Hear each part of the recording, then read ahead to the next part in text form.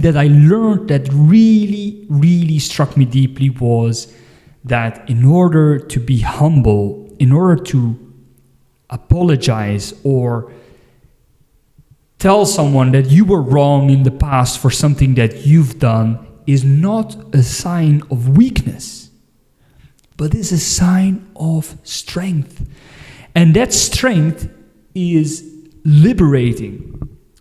Just to give you a personal story, I have had times in the past where perhaps I thought I was more, let's say, faster in thinking of a solution to a problem, right? At school or in my family, whatever the case was. But it took me several years to realize that oftentimes we don't know everything. Oftentimes we are not all-knowing. And even though we are an expert and master at the topic, even though we have lots of knowledge, and especially with the internet nowadays, everyone has, that we need to stay humble. And being humble means sometimes just accepting and listening to what others have to say. And even though perhaps you know 99% of what they're saying, you already heard that, you already know different variations of that information, keep on listening, because you never know if in the next 5 minutes you will hear something that you didn't know, right? And that is humility. It's actually taking a step back, showing others that you are vulnerable too, that you're vulnerable, but that you're strong.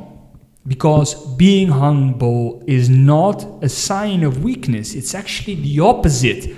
Being humble is being strong. Is being strong as a person, as a spiritual person, but also especially showing others that you are in a state of accepting feedback. You are in a state of accepting that you do not know everything, but you're willing to accept that you're wrong because you want to grow. You want to become a better version of what you've been doing, of what you've been sharing, of what you've been providing to others. You want to take the chance to improve. And guys, humility is the key.